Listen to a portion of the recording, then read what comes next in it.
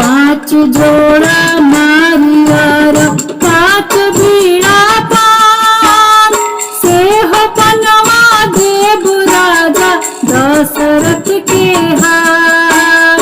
राम जी के आसन पीठ के दुआर, राम जी के आसन पीठ के दुआर। पांच जोड़ा नारियर पांच बीड़ा पान से हो पनवा देव राजा दशरथ के हाथ। राम जी के आसन पीठ के दुआर, राम जी के आसन पीठ के दुआर। बैठले दशरथ बाबा जजमान सान, जंघिया रामचंद्र पूत कचरेले पार। राम जी के आसन पीठ के दुआर, राम जी के आसन पीठ के दुआर।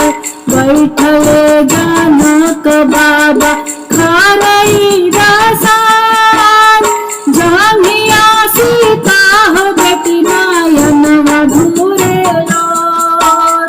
राम जी के आसन पीठ के दुआर, राम जी के आसन पीठ के दुआर। कौन फलवा राम खैले कचरेले पान, कौन फलवा सीता खल नयन मधुरे लोर। राम जी के आसन पीठ के दुआर, राम जी के आसन पीठ के दुआर। नारियर फलवा राम खैले कचरेले पान, उहे फलवा सीता खल नयन मधुरे लोर। राम जी के आसन पीठ के दुआर, राम जी के आसन पीठ के दुआर। बैठले बेटा के पापा जजमान सान, जंघिया कवन पूत कचरेले पान। राम जी के आसन पीठ के दुआर, राम जी के आसन पीठ के दुआर। बैठले बेटी के पापा खरई दासान, जंघिया कवन बेटी नयन मधुरे लोर। राम जी के आसन पीठ के दुआर, राम जी के आसन पीठ के दुआर। कौन फलवा राम खैले कचरेले पान, कौन फलवा सीता खल नयन मधुरे लोर।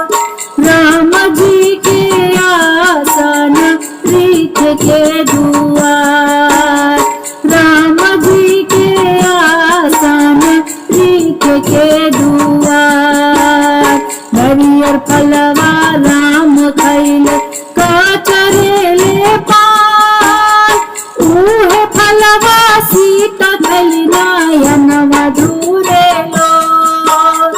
राम जी के आसन पीठ के दुआर, राम जी के आसन पीठ के दुआर।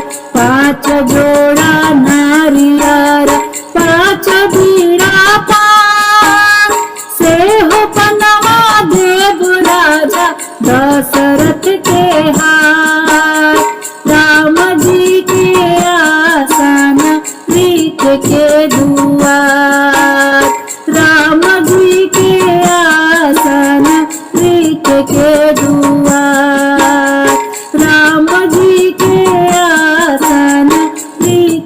रे